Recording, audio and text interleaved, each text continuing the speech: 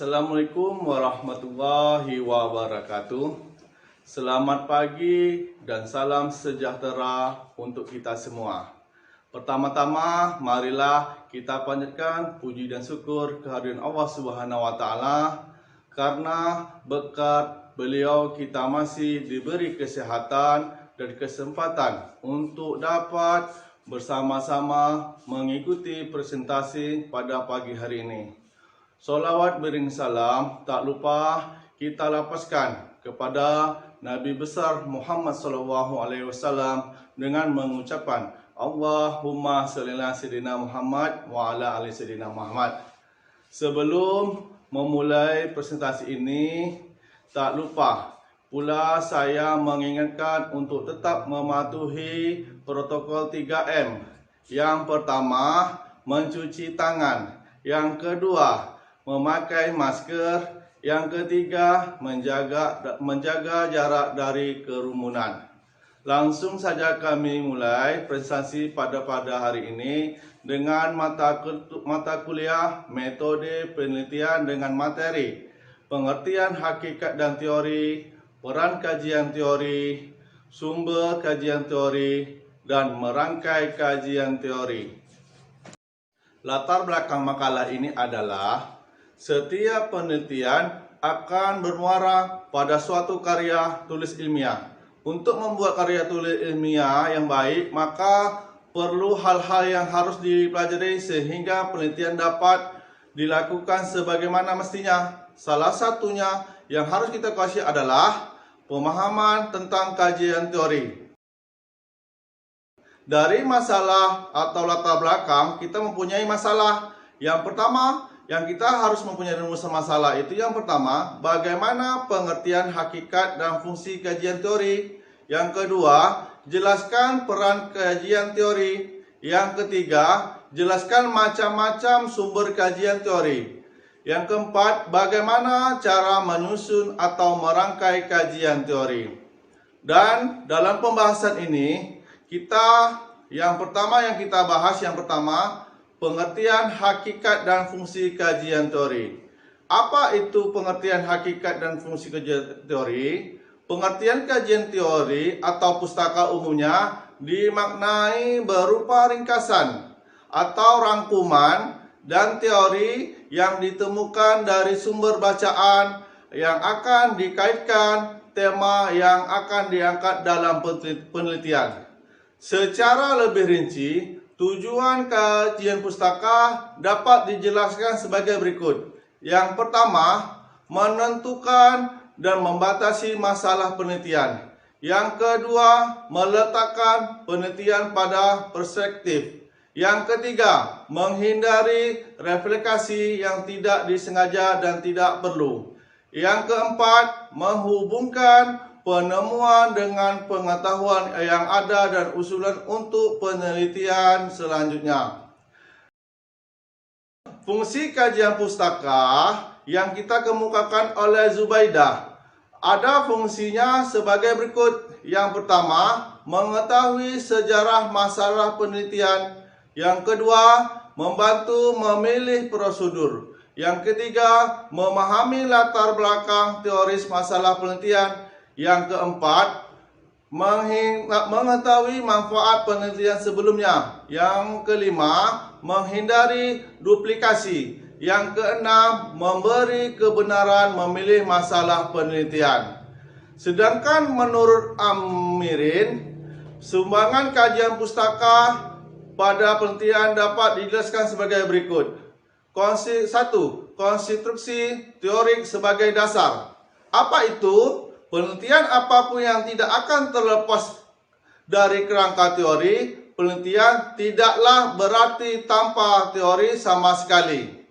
Yang kedua, konstruksi teoretik sebagai tolak ukur. Apa itu? Penelitian tindakan berupaya untuk meningkatkan kinerja pembelajaran atau proses kegiatan pembelajaran sehingga perlu sarana untuk mengontrol baik tidak prosedur yang digunakan. Yang ketiga apa? Konstruksi teorik sebagai sumber hipotesa. Apa itu?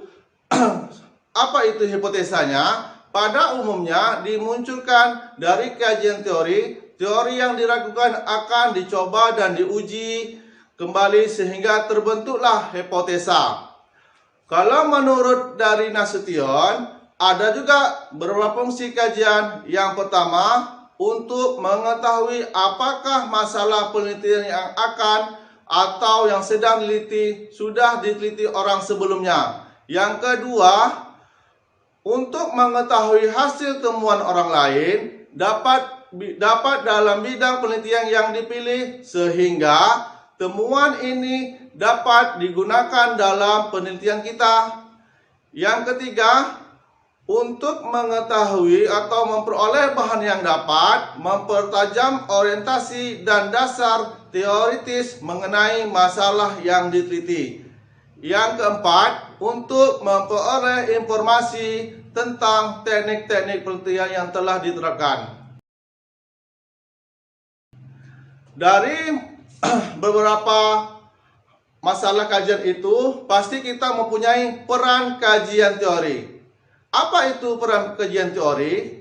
Melalui tinjauan pustaka, penelitian dapat memiliki pemahaman yang luas dalam tentang masalah penelitian yang diteliti. Selanjutnya, peran tinjauan pustaka menurut beberapa sumber antara lain. Yang pertama, mengetahui batas-batas cukupan permasalahan penelitian. Yang kedua, dapat menetapkan pernyataan penelitian dari perspektif yang jelas dan komprehensif. Yang ketiga, dapat membatasi pernyataan penelitian yang diajukan dan menentukan konsep studi. Yang keempat, dapat mengetahui dan menilai hasil-hasil penelitian yang sejenis. Yang kelima, dapat menentukan metode penelitian yang tepat untuk mencegah masalah. Yang keenam, mencegah dan mengurangi replikasi yang kurang bermanfaat dan penelitian dapat sebelumnya. Yang ketujuh, dapat lebih yakin dalam menginterpretasikan hasil penelitian yang hendak dilakukan. Baik, saya akan melanjutkan penjelasan dari rekan saya. Selanjutnya, yang akan kita bahas yaitu sumber dari kajian teori. Sumber dari kajian teori itu dari berbagai macam aspek, baik dari media cetak maupun media elektronik. Salah satu sumber yaitu sebuah buku atau buku. Kenapa buku menjadi salah satu idola untuk memperoleh suatu kajian teori? Karena di dalam sebuah buku sudah mendapatkan hasil yang valid, atau di dalam sebuah buku sudah teruji hasil dari penelitian teori-teori itu. Dalam sebuah buku sudah ada pertanggungjawaban baik dari si penulis maupun dari pihak penerbit ataupun dari lembaga yang bersangkutan. Nah, sumber yang kedua yaitu dari jurnal. Nah, saat ini sedang banyak sekali jurnal yang beredar yang bisa kita jadikan sebagai sumber kajian teori. Jurnal-jurnal tersebut bisa kita gunakan apabila kita mendapatkan akses beberapa jurnal saat ini bisa kita akses dengan mudah. Nah, dalam jurnal tersebut kelebihannya adalah kita langsung mendapatkan informasi yang sesuai dengan apa yang kita butuhkan dengan cara mencari pada laman pencari atau pada internet. Nah, kita akan dengan mudah mendapatkan teori-teori yang kita inginkan. Sumber yang lain bisa juga mendapatkan dari sebuah proposal penelitian atau dari tesis atau dari disertasi maupun dari skripsi. Dari kajian teori bisa juga diperoleh dari beberapa pamflet, kemudian dari surat kabar maupun dari berita. Nah, dari situ kita bisa mendapatkan beberapa kajian teori dari para ahli, teori teoritis yang berkembang. Tetapi ketika kita mengambil sesuatu dari internet, kita harus menseleksinya lagi. Apakah sumbernya itu sudah valid? Apakah sumbernya itu berlaku pada masa sekarang? Apakah sumber itu ada yang mempertanggungjawabkannya seperti itu? Selanjutnya, yang terakhir yaitu penyusunan atau cara menyusun kajian teori.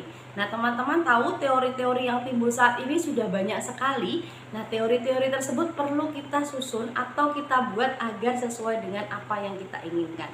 Yaitu dengan cara yang pertama, yaitu dengan mempertahankan fokus perhatian masalah.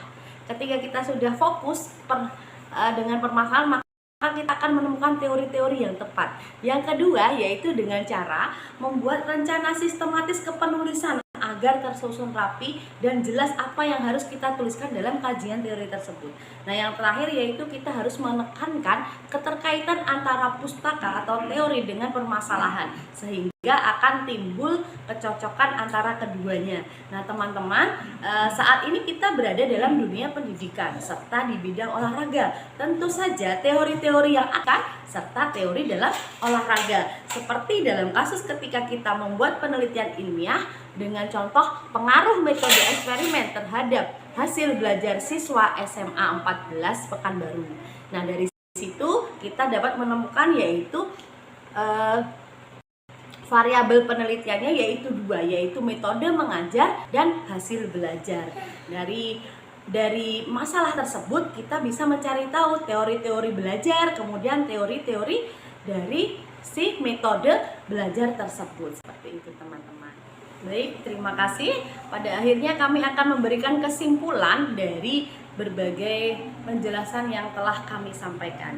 Nah, kesimpulannya adalah untuk mengetahui kajian teori, pengertian kajian teori, kemudian hakikat kajian teori, peran kajian teori, fungsi kajian teori, sumber kajian teori, serta bagaimana menyusun kajian teori itu sangat dibutuhkan bagi kami atau bagi kita semua sebagai pendidik maupun mahasiswa ataupun akademisi. Nah, kajian teori sendiri adalah rangkuman atau ringkasan berbagai sumber yang digunakan untuk menguatkan sebuah penelitian. Nah, dari sini kita mendapatkan teori-teori tersebut dari buku, jurnal, maupun majalah ilmiah. Sekian dari kelompok kami, terima kasih. Mohon maaf jika ada salah maupun kekurangannya. Kami memohonkan saran dan kritik kepada teman-teman yang bersifat membangun demi kebaikan makalah tersebut atau penyampaian ini. Terima kasih, sekian. Wassalamualaikum warahmatullahi wabarakatuh.